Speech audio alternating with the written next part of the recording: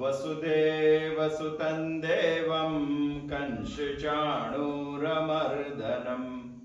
देवकी परमानन्दं कृष्णं वन्दे जगद्गुरु।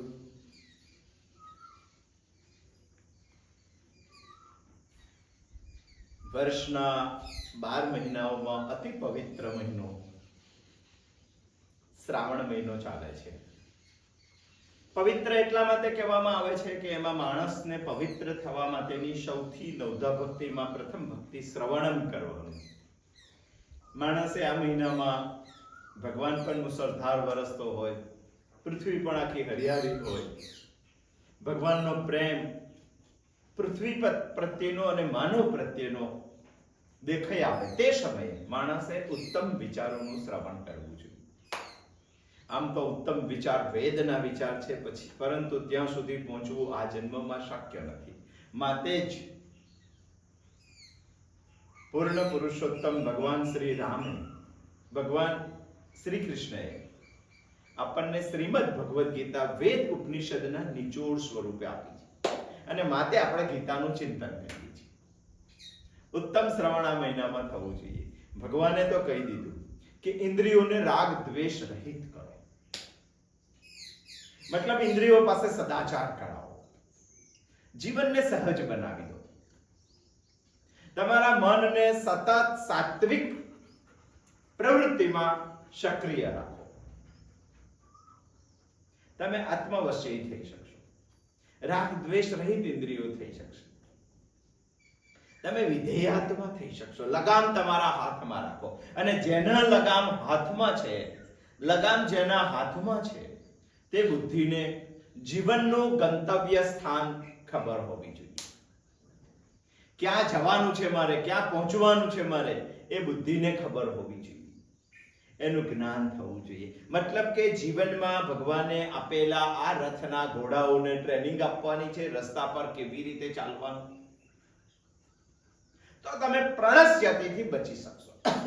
બાકી આ દુનિયામાં વિષય ચિંતન થઈ જવાનું, અને વિષય ચિંતન થશે એટલે સંગ થવાનો, સંગ થશે એટલે કામ થઈ જશે, કામ થશે એટલે ક્રોધ થશે, ક્રોધ થશે એટલે સંમોહ થશે, સંમોહ થશે એટલે સ્મૃતિ વિભ્રમ થશે, અને સ્મૃતિ વિભ્રમ થશે એટલે બુદ્ધિ નાશ થશે, અને બુદ્ધિ નાશ થશે એટલે પ્રણસ્યતિ નિશ્ચિત છે। પરંતુ ભગવાન આપણને એક ટેકનિક બતાવે છે કે વિષયો સાથે રહીને પણ, વિષયો સાથે વ્યવહાર કરીને પણ તમે પ્રણસ્યતિમાં નહીં પહોંચો, તમને પ્રસાદ પ્રાપ્ત થશે। સામાન્ય રીતે પ્રસાદની શું વ્યાખ્યા છે તે આપણે જોઈએ। સામાન્ય રીતે લોકો વસ્તુને પ્રસાદ કહે છે। મંદિરે જાય તો કોપરાનો પ્રસાદ, સુખરીનો પ્રસાદ, પેંડાનો પ્રસાદ, સાકરિયા સિંગદાણાનો પ્રસાદ, કઈ ગાડી આવી હોય તો તે ભગવાનનો પ્રસાદ ગણે। સામાન્ય માણસની સમજ છે વસ્તુનો પ્રસાદ, પરંતુ ભગવાન અહીંયા વિષય ચાલે છે સ્થિત પ્રજ્ઞાનો, કારણ કે સ્થિત પ્રજ્ઞ દર્શન ચાલે છે આપણું 54મા શ્લોકથી। અને એટલા જ માટે ભગવાન અહીંયા કહે છે કે સામાન્ય માણસ જેને પ્રસાદ સમજે છે તે શ્રીમદ ભગવદ્ ગીતા એ પ્રસાદની વાત નથી કરતી। આ સ્પષ્ટતા થઈ જાય માટે ભગવાન 65મો શ્લોક આગળ કહે છે પ્રસાદના સંદર્ભમાં, સ્થિત પ્રજ્ઞાનો પ્રસાદ વસ્તુ વગરનો પ્રસાદ છે। વસ્તુ વગર, વસ્તુ રહિત પ્રસાદ છે, તેમાં કોઈ વસ્તુ નથી, છતાં પણ પ્રસાદ છે, અને તે પ્રસાદમાં બે નમૂન પ્રસન્નતા છે। ભગવાન એ વાત સમજાવવા માંગે, કારણ કે આગળનો શ્લોક માત્ર એટલો કહી દો, પ્રસાદમ અધિગચ્છતિ, એટલું કીધા પછી ભૂલ થવાના ચાન્સીસ છે। ઘણા માણસો ઢોંગ કરે કે મેં ઇન્દ્રિયોને સંયમમાં લઈ લીધી છે, હું આત્માવશ્ય બની ગયો છું, હું વિધેયાત્મા થઈ ગયો છું, તો તમે કેવી રીતે ચેક કરશો એના અંતઃકરણ? એ તો ભગવાન જાણે ને એ જાણે। અને એવું કે મને પ્રસાદ પ્રાપ્ત થયો, કાયમ જ પ્રસન્ન રહે, આવો ઢોંગ થવાના ચાન્સીસો છે। અને દુનિયામાં માણસને પ્રસાદ જ પ્રાપ્ત થયો હોય એવો બે નમૂન ઢોંગ માણસ કરી શકે છે, કારણ કે બેસ્ટ એક્ટર છે માણસ, અને ઢોંગ કરી શકે તો આપણે નિશ્ચિત કેવી રીતે કરી શકીએ કે આને પ્રસાદ પ્રાપ્ત થઈ ગયો છે? આપણાથી નિશ્ચિત કરવું અશક્ય છે, માટે ભગવાન તેને નિશ્ચિત કરીને બતાવે છે. શું નિશ્ચિત કરીને બતાવે છે? પ્રસાદે સર્વ દુઃખાનામ હાનિરસ્યોપજાયતે પ્રસન્ન ચેતસો યશો બુદ્ધિ પર્યવતિષ્ઠતે. કેટલી સુંદર વાત ભગવાને કરી. કોઈ ઢોંગ ના કરી શકે દુનિયામાં, પ્રસાદ માટે ગેરસમજણ ના થઈ શકે દુનિયામાં, અને એટલા માટે ભગવાન 65મા શ્લોકમાં પ્રસાદની સ્પષ્ટતા કરે છે. પ્રસાદે સર્વ દુઃખાનામ હાનિ રસ્યોપજાયતે પ્રસન્ન ચેતસો યશો બુદ્ધિ પર્યવતિષ્ઠતે. બહુ સુંદર વાત છે. અહીંયા ભગવાન જેને પ્રસાદ પ્રાપ્ત થયો હોય તેના બે લક્ષણ જણાવે છે, અને જેનામાં તમને આ બે લક્ષણ જણાય એને સમજવું કે સાચો પ્રસાદ પ્રાપ્ત થયો. નહીં તો આ સંસારમાં ઘણા બધા પ્રકારના પ્રસાદો છે અને ઘણી બધી પ્રકારની પ્રસન્નતાઓ છે. આપણે ગૂંચવાઈ જવાના ચાન્સીસો છે. શ્રીમદ ભગવદ ગીતા માણસ કોઈ પણ ખૂણામાં ના ગૂંચવાય, કોઈ પણ દિશામાં ના ગૂંચવાય, માટે ઘણી બધી સ્પષ્ટતાઓ કરેલી છે. માટે જ ગીતા બેસ્ટ છે, અને માટે જ ગીતાનો ગાનાર કૃષ્ણ વંદે જગત ગુરુ બની શકે છે. આજ મહિનામાં એમનો જન્મદિવસ આવ્યો, શ્રાવણ વદ આઠમો. આપણે સુદમાં છીએ, 15 દિવસમાં ભગવાનનો જન્મદિવસ આવી જશે. 15 દિવસ. બહુ જ સ્પષ્ટતાઓ, કોઈ ઢોંગ ના કરી શકે. બે લક્ષણો ભગવાને કીધા છે. પ્રસાદે સર્વ દુઃખાનામ હાનિ રસ્યોપજાયતે. જેને પ્રસાદ પ્રાપ્ત થયો છે એના બધા જ દુઃખોનો નાશ થઈ જાય છે, રસ સહિત. આ પહેલું લક્ષણ. પ્રસન્ન ચેતસો યશો બુદ્ધિ પર્યવતિષ્ઠતિ. પર્યવતિષ્ઠતિ છે, પર્યવતિષ્ઠતિ. એક પણ શબ્દ વધારાનો છે, અનુસ્વાર પણ શ્રીમદ ભગવદ ગીતામાં તોલીને મૂકવામાં આવ્યો છે. જેને પ્રસન્નતા પ્રાપ્ત થઈ છે એની બુદ્ધિ પર્યવતિષ્ઠતિ, જલ્દી સ્થિત થઈ જાય છે. સ્થિત પ્રજ્ઞ બનવાના એકદમ નજીક, જલ્દી સ્થિત થઈ જાય છે. બે લક્ષણો ભગવાને આ શ્લોકમાં કીધા. બંને લક્ષણો વિશે આપણે વિચારવું છે. વિચાર.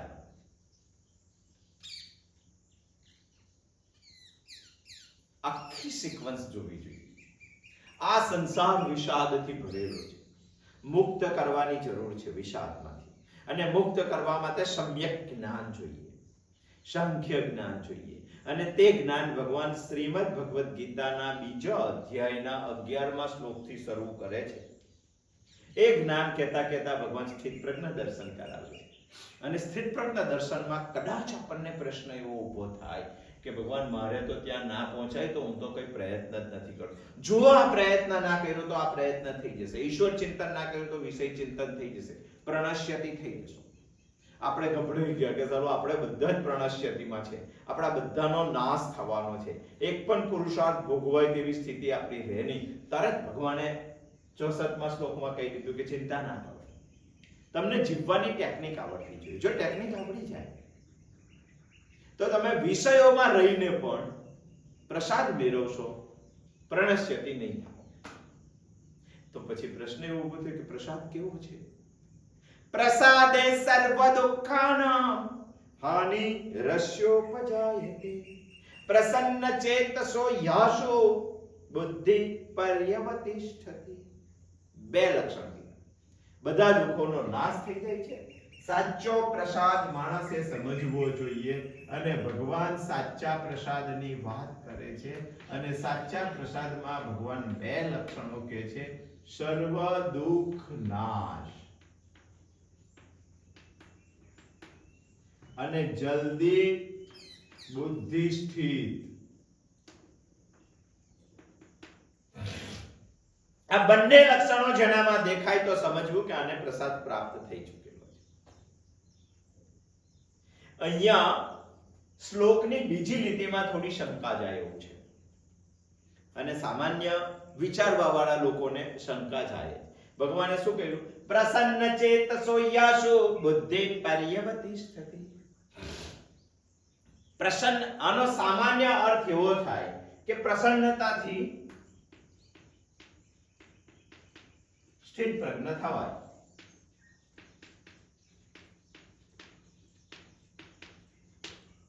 સામાન્ય અર્થ એવો છે, પ્રસન્નતાથી સ્થિત પ્રજ્ઞ થવાય. હવે આપણે એવું ઉદાહરણ લઈ લઈએ કે પ્રસન્નતા તો આ સંસારમાં બહુ સરળતાથી મળે છે, અને ભગવાને પ્રસન્નતા આટલી અઘરી શા માટે બનાવી? ભગવાને શું કીધું? ઇન્દ્રિયોને રાગ દ્વેષ રહિત કરવા, આત્મવશ્ય થવાનું, વિધેયાત્મા થવાનું, અને પછી પ્રસાદ મળે, પછી પ્રસન્નતા મળે. આટલું અઘરું કહેવાની શું જરૂર છે ભગવાનને? પ્રસન્નતા તો આ સંસારમાં બહુ સરળતાથી મળે. ભગવાને જે 3 ઉપાય બતાવ્યા એ તો એટલા અઘરા છે, વિચારેલા. તો પછી આ સરળતાવાળી પ્રસન્નતા આપણને મળી જાય તો એ પ્રસન્નતાથી સ્થિત પ્રજ્ઞ થવાય એવું ભગવાન કહે છે. ભગવાન સાચું કહે છે. આકડાના ઝાડ પર મધ મળતું હોય તો જંગલમાં જવાની શું જરૂર છે? આવું વિચારવા વાળા લોકો આ વિચારે છે કે પ્રસન્નતાથી સ્થિત પ્રજ્ઞ થવાય તો આ સંસારમાં પ્રસન્નતા તો માણસ ડગલે ને પગલે પ્રાપ્ત કરી શકે છે, તો પછી આકડાના ઝાડ પર મધ મળે તો જંગલમાં જવાની શા માટે જરૂર છે? ભગવાને કીધેલી 64મા શ્લોકની અઘરી પ્રક્રિયા કરવાની શું જરૂર છે? આપણે ખોટા છીએ આવું વિચારતા હોય તો ભગવાન સાચા છે. કેમ સાચા છે? આપણે લૌકિક પ્રસન્નતાની વાત કરીએ છીએ, ભગવાન કંઈક આધ્યાત્મિક પ્રસન્નતાની વાત કરે છે, અને બંને પ્રસન્નતામાં ફેર છે.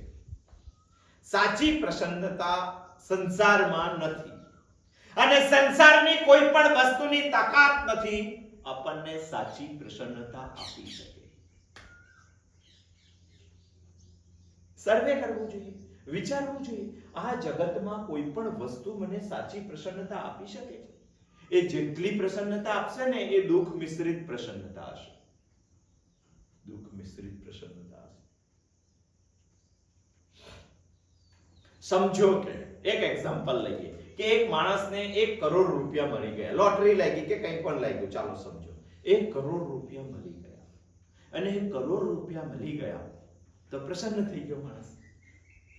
પૈસા મળી જાય એટલે પ્રસન્નતા આવી જાય. આ વસ્તુ ઉપર છલ્લી લાગે, બાકી વાસ્તવમાં સાચી નથી.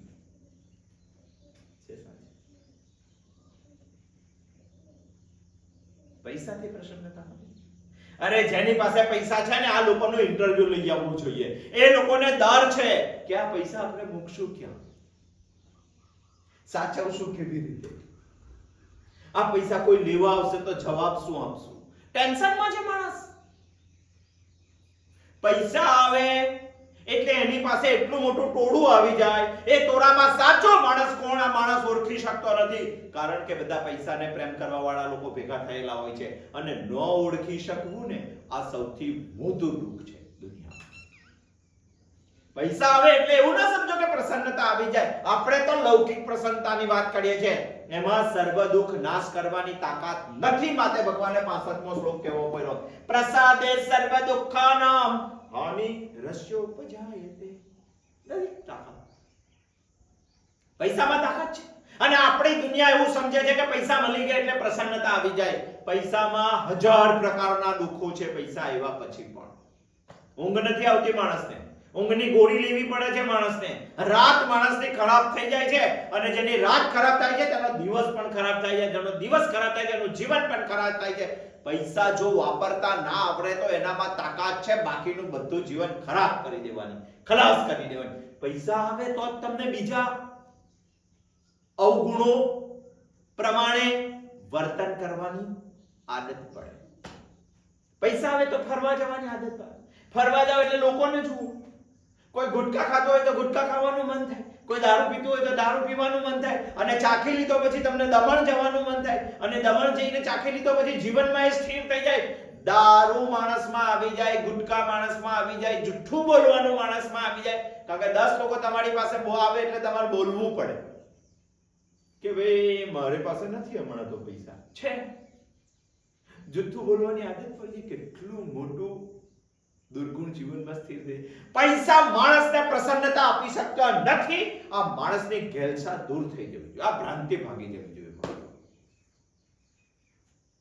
ઘણા લોકો કહે છે કે પુત્ર આવે તો સુખ આવે. પુત્ર, કોઈ ભાઈને પુત્ર નહોતો, ચાલો 14-15 વર્ષ સુધી એને કઈ તપશ્ચર્યા કરી ભગવાને પુત્ર આપ્યો, તો કેટલો પ્રસન્ન થઈ જાય માણસ.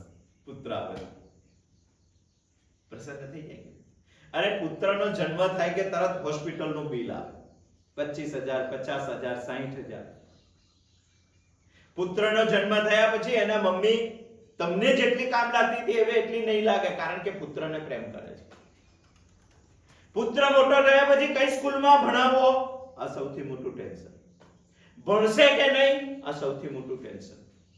ભણશે તો ખર્ચો કેટલો કરશું, આ સૌથી મોટું ટેન્શન. ડોનેશન સ્કૂલોમાં કેટલું આપવું પડે છે જુઓ તો ખરા. મેં તો કાલે જ સાંભળ્યું કે ડોક્ટર બનવા માટે 40 લાખ રૂપિયા, 50 લાખ રૂપિયાનો ખર્ચો કરવો પડે છે. કેટલું ડોનેશન આપશો, ટેન્શન. અને ડોનેશન આપ્યા પછી પણ એ ભણશે કે નહીં એનું ટેન્શન. આપેલા રૂપિયા પાછા વરસે કે નહીં એનું ટેન્શન. અને આ બધું આપ્યા પછી બહાર ભણવા મૂક્યો હોસ્ટેલમાં તો સીધો રહેશે કે નહીં આનું ટેન્શન. અને સીધો ના રહ્યો તો લગ્ન કરવું પડશે કે લઈને નાહી જશે આનું ટેન્શન. અને લઈને ભાગી ગયો તો તે સમયે આપણા હાથ પગ વાંકા વળી ગયા હશે તો આપણી આધારની લાકડી એક જ છે, અને એ લાકડી જો જતી રહેશે તો આપણે બંને જણ શું કરશું. અને કદાચ બધું જ સાફ સુથરું ઉતર્યું, લગ્ન બી આપણે કર્યા, પણ પત્ની સારી મળશે, પુત્ર વધુ સારી મળશે કે નહીં. સારી મળે તો ઠીક, બાકી જો સારી ના મળે તો વૃદ્ધાવસ્થામાં સૌથી મોટું ટેન્શન. તમને બંનેને ઘરમાં ગેંધીને કાં તો વૃદ્ધાશ્રમમાં મૂકીને તમારો પુત્ર ને પુત્ર વધુ જતા રહે. શું કરશો? પુત્ર જન્મનું માણસને ક્ષણિક સુખ છે, ક્ષણિક પ્રસન્નતા. ભગવાન કે તે પ્રસન્નતા સંસારમાં નથી. પૈસામાં તાકાત છે, સર્વ દુઃખ હાનિ રસ્યોપજાયતે. પુત્રમાં તાકાત છે, સર્વ દુઃખાનામ હાનિ રસ્યોપજાયતે. ભગવાન તો બીજી પ્રસન્નતાની વાત કરે છે. એ માણસના મગજમાં 65મો શ્લોક સમજતા પહેલા સ્થિર થવું જોઈએ, તો આપણે 65મા શ્લોકને સંપૂર્ણપણે સમજી શકશું. ઘણા માણસોને મીઠાઈ ખાવાનું પ્રસન્નતા લાગે. એક દિવસ, 2 દિવસ મીઠાઈ પણ એટલી બધી ખાઓ કે પછી એના માટે તમને અરુચિ નિર્માણ થઈ. ક્યાં ગઈ પ્રસન્નતા? અરુચિ નિર્માણ તો થઈ ગઈ, પણ બહુ મીઠાઈ ખાવાથી ડાયાબિટીસ થઈ જાય. અને ડાયાબિટીસ થઈ જાય એટલે બધા રોગોનું ઘર આવી જાય. ક્યાં ગઈ પ્રસન્નતા? એ ખાવામાં ટેન્શન છે આપણને, અને ખાવામાં ટેન્શન હોય તો પ્રસન્ન. સંસારની એક પણ વસ્તુમાં સંપૂર્ણ પ્રસન્નતા આપવાની તાકાત નથી. આ માણસને સમજ પડે, માટે ભગવાને પ્રસાદ માટે 65મો શ્લોક કીધો છે. પ્રસાદે સર્વ દુઃખાનામ હાનિ રસ્યોપજાયતે. પ્રસન્ન ચેતસો યાશુ બુદ્ધિ પર્યવતિષ્ઠતે. 2 લક્ષણો ભગવાને કીધા છે, અને એટલા જ માટે કીધા છે કે માણસના મગજમાં ભ્રાંતિઓ છે એ નીકળી જવી જોઈએ. આ સંસારમાં જેને તમે સુખ ગણો, બહુ જ ધ્યાન દઈને સાંભળજો, બહુ જ ધ્યાન દઈને. લખવું હોય તો લખી લેજો, અને વિચાર કરવો હોય તો કરી લેજો. આજે સાંભળ્યા પછી 24 કલાક સુધી કાયમ માટે કરવાનું છે, પણ બીજું બધું કામ હોય એટલે 24 કલાક તો વિચારજો. આ સંસારના પ્રત્યેક સુખના પેટમાં દુઃખ રહેલું છે, અને આ સંસારના પ્રત્યેક દુઃખના પેટમાં સુખ રહેલું છે. બહુ વિચારવા જેવો વિષય. એક જગ્યાએ લગ્ન થતું, આખી રાત લગ્ન ચાલ્યું, સવારે કન્યા વિદાય થઈ, અને કન્યા વિદાય સમયે દીકરીના મમ્મી અને પપ્પા, દીકરીનો ભાઈ રડવા લાગ્યા. જાનમાં આવેલા એક 10 વર્ષના છોકરાએ એના પપ્પાને પૂછ્યું કે પિતાજી આ બધા કેમ રડે છે? તો એના પિતાએ જવાબ આપ્યો કે બેટા, એમને દુઃખ થાય છે, પણ એ દુઃખ સુખ વાળું દુઃખ છે. દીકરીને એક સારા ઘર આપી છે, દીકરી જવાની છે, હવે એમના માથા ઉપરથી થોડો ભાર ઓછો થશે. કોઈકને જવાબદારી તે સોંપી દીધી છે. જેને જવાબદારી સોંપી છે તેને વિષ્ણુ સમજે છે. વિષ્ણુ સમજીને આજે તેમને પૂજા કરેલી છે. એ સુખ છે, એ સુખમાં પણ દુઃખ છે.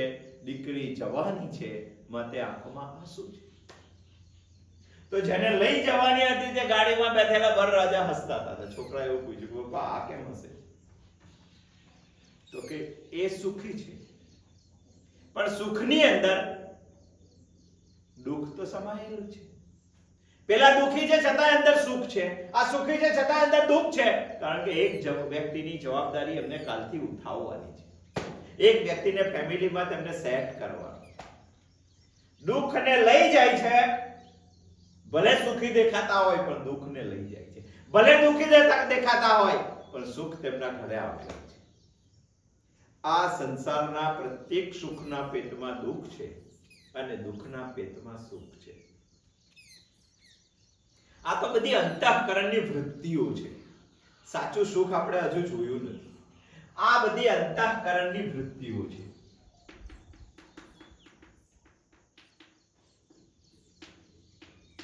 શાસ્ત્રોમાં આપણે સમજીએ છીએ પ્રસાદને, આપણે સમજીએ છીએ પ્રસન્નતાને, અને આપણે ભૂલ ના કરી બેસે કે આ દુનિયાની બધી બહુ પ્રસન્નતા મને સ્થિત પ્રજ્ઞ બનાવી દેશે.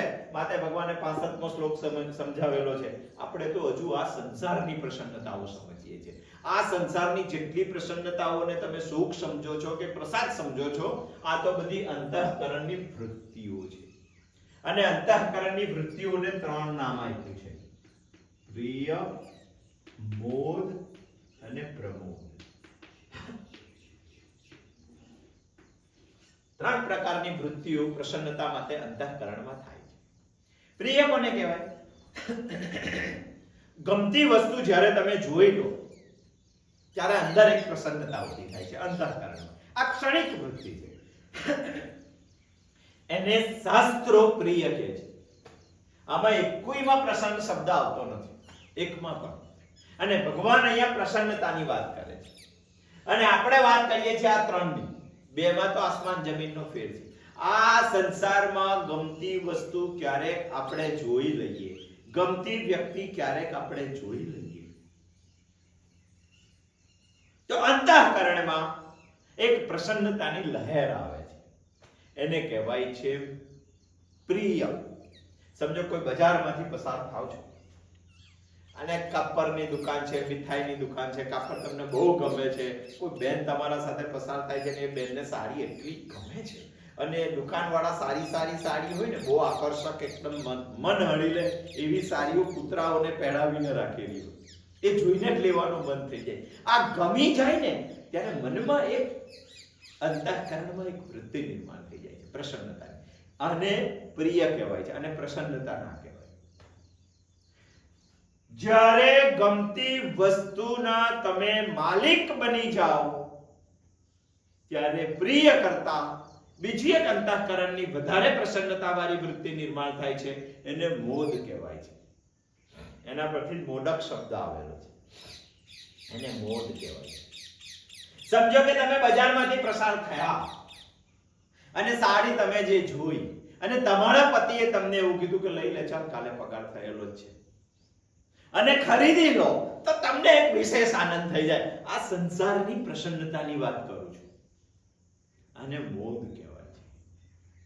ત્રીજું છે પ્રમોદ. અને પ્રમોદ નામ રાખીએ છીએ આપણે છોકરાઓનું, પ્રમોદ નામ. વિશિષ્ટ પ્રકારનો મોદ, પ્રમોદ, આનંદ, પ્રસન્નતા, સુખ. એ સારીને ટીસ્ફોલ કરાવીને બ્લાઉઝ સીવડાવીને બેન જ્યારે પહેરે અને 25 બહેનો જ્યારે તેને એવું પૂછે કે ક્યાંથી લાવ્યા છો, જબરજસ્ત સારી છે, ત્યારે અંદર એક પ્રસન્નતા ઊભી થાય છે. એને કહેવાય છે પ્રમોદ.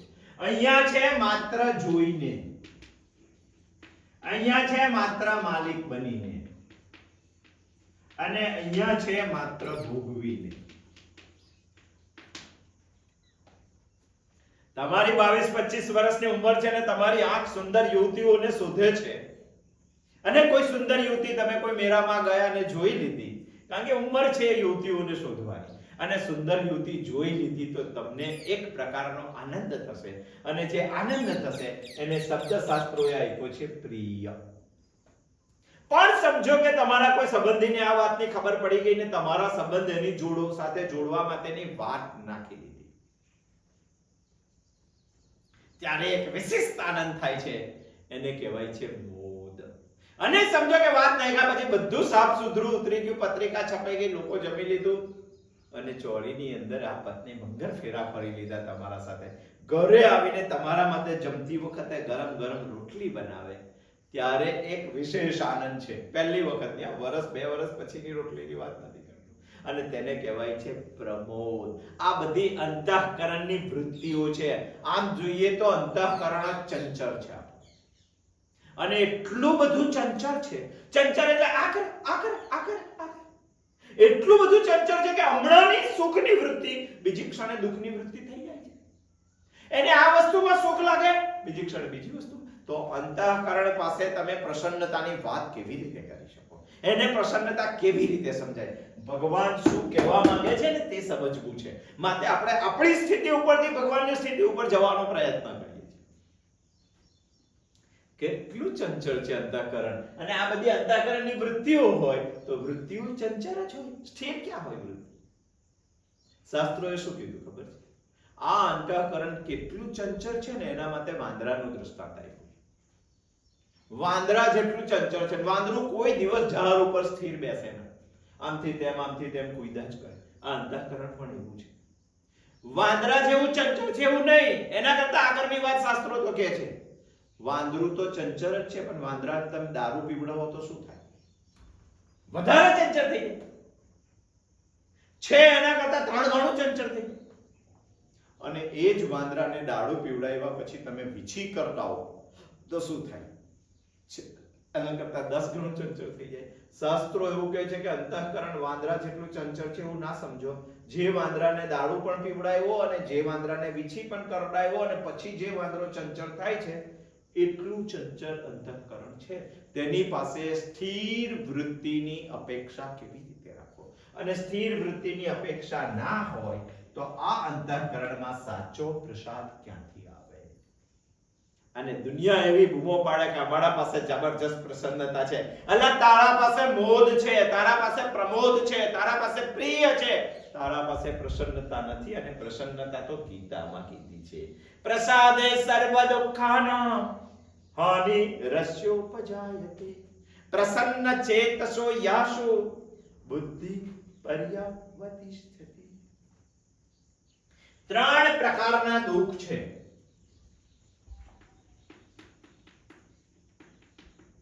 એક છે આધ્યાત્મિક દુઃખ,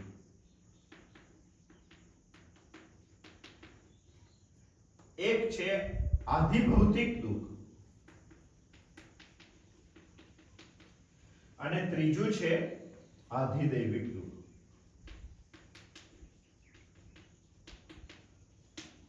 આ 3માંથી કોઈ પણ એકમાં તો માણસ સપડાય જ, પણ જેને પ્રસાદ પ્રાપ્ત થયો છે એના 3 પ્રકારના દુઃખ જતા રહે છે, નાશ પામે છે.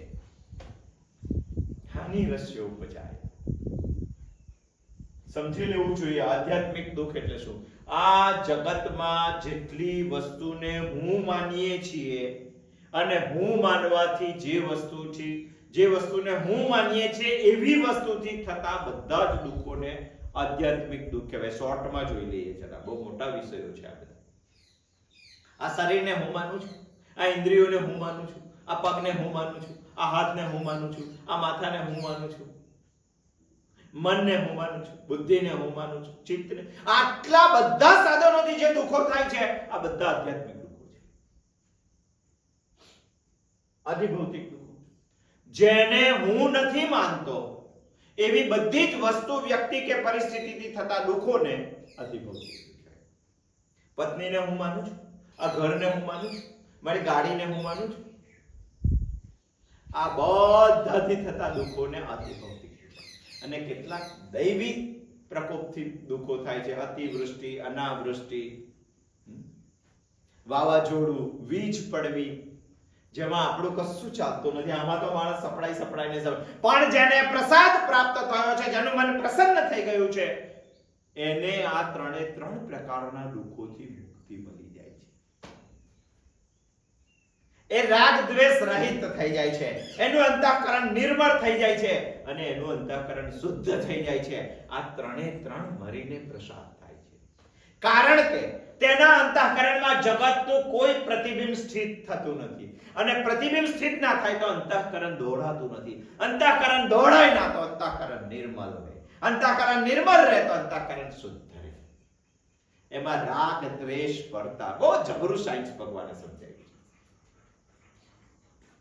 અંતઃકરણમાં પ્રતિબિંબ થી દોડાય છે અને એટલે દોડાઈ જાય તો પછી બુદ્ધિને વિશેષણો લાગવા માંડે. બહુ કરુણાવાળો માણસ છે, બહુ ક્રોધી માણસ છે, બહુ કામી માણસ છે, આ બુદ્ધિને બધા વિશેષણો લાગી ગયા. જે દિવસે બુદ્ધિ વિશેષણ રહિત થઈ ગઈ ને એ દિવસે શુદ્ધ અંતઃકરણ. આપણે ત્યાં પ્રયત્ન કરવાનો છે અને બુદ્ધિને વિશેષણ રહિત કરવા માટેનો એક જ પ્રયોગ છે સ્વાધ્યાય. શ્રેષ્ઠ વિચારોનો સ્વાધ્યાય થવો જોઈએ. શ્રીમદ ભગવદ ગીતાનો સ્વાધ્યાય થવો જોઈએ. એક ભાઈના છૂટા પૈસા પડી ગયા. લાઈટ નથી તે જમાનાની વાત કરું છું. છૂટા પૈસા પડી ગયા હતા. બહુ સુઈતા મહિલાના સવાર થવાનો ટાઈમ 3 પ્રહર સુઈતા. ચોથા પ્રહારે પણ સુઈતા કર્યો. આખી જિંદગી સુઈતા કર્યો. એક દાદીમાએ પૂછ્યું કે બેટા શું કરે છે રાતે ઉઠી? તો કે માં મારા પૈસા પડી ગયા છે અને શોધું છું. તો પછી માએ એક ઉપાય બતાવ્યો કે તું જે ફાનસ લઈને શોધવા જાય છે એ ફાનસનો જે કાચ છે એ એકદમ કાળો છે. તારી ફાનસ સળગે છે, તારી ફાનસમાં કેરોસીન છે, મિટ્ટી કા તેલ હે તેરી ફાનસ, સબ સહી હે, બધું જ સારું છે, તું ભગત જેવો જ લાગે છે, પરંતુ તું જે ફાનસ લઈને જાય છે ચીમનીનો કાચ કાળો છે, મેસ બજી ગઈ છે, તું એને પેલો સાફ કર તો પૈસા મળશે. અને ખરેખર એ માણસે કાચ સાફ કરીને ફાનસ લઈને ગયો, પૈસા બધા જ મળી ગયા. આપણું પણ આવું છે. આપણે જે આ ફાનસ લઈને જઈએ છીએ એમાં બુદ્ધિ રૂપી કાચ છે, આત્મા રૂપી જ્યોત પ્રગટે છે. એ તો પ્રકાશ ફેંકે છે પણ બુદ્ધિમાં એવી મેસ બજેલી છે કે તે પ્રકાશને જવા દેતી નથી. તો તમારું ખોવાયેલું મળવાનું ક્યારે છે? પ્રસન્નતા તમારી ખોવાઈ છે. પ્રસન્નતા તમારે પ્રાપ્ત કરવી છે તો બુદ્ધિ રૂપી કાચ ઉપર બાજેલી મેસને દૂર કરવી. પ્રસન્ન ચેતસો યાસો બુદ્ધિ પર્યવતી સ્થિતિ. આ તો એક બીજ છે, એને વૃક્ષ કરવાનું અને વૃક્ષ બની ગયા પછી તેના ઉપર ફળ લાગવાનું. આ પ્રક્રિયા સંસારની સામાન્ય છે. તો બીજને પકડવું પડે. તમે ગોટલો લાવ્યા અને ગોટલો જમીનમાં નાખી દીધો, એને પાણી મળ્યું, જરૂરી તત્વો મળ્યા એટલે ઉગવાનું, વૃક્ષ થવાનું છે. અને વૃક્ષ થઈ ગયું એટલે એને કેરી આવવાની છે. તમે વિષય ચિંતનનું બીજ નાખ્યું તો તેમાંથી કામ નામનો છોડ થશે, ક્રોધથી મોટો થશે, સંમોહ થશે, સ્મૃતિ વિભ્રમ થશે, બુદ્ધિ નાશ થશે, વૃક્ષ થઈ ગયું મોટું. અને વૃક્ષ થઈ જશે એટલે પ્રણશ્યતિનું ફળ આવશે, આવશે ને આવશે. આ બતાવીને ભગવાન આપણને ગભરાવવા માંગતા નથી. ભગવાને બીજું પણ બીજ બતાવી દીધું, ઈશ્વર ચિંતનનો બીજ. અને ઈશ્વર ચિંતનનું બીજ લાવ્યા વિષય ચિંતનના બદલે કે એમાં પ્રસાદ નામનું વૃક્ષ ઉગશે. અને પ્રસાદ નામનું વૃક્ષ ઉગશે તો પ્રસન્નતા નામનું ફળ આવશે. બહુ સુંદર છે ભગવાને જે આ શ્લોક કીધો છે, એને વિશેષ સમજવાની જરૂર છે. કારણ કે આપણા મગજમાં શ્રીમદ ભગવદ ગીતાના વિચારો વિશે ઘણી બધી ભ્રાંતિઓ છે. આ ભ્રાંતિઓ દૂર થવી જોઈએ. પ્રસાદે સર્વ દુઃખાનાં હાનિરસ્યોપજાયતે પ્રસન્ન ચેતસો યાશુ બુદ્ધિ પર્યવતિષ્ઠતે. આવતા સોમવારે મળશું અને ફરી પાછા આના વિશે કઈ આગળ વિચારશું. અસ્તુ.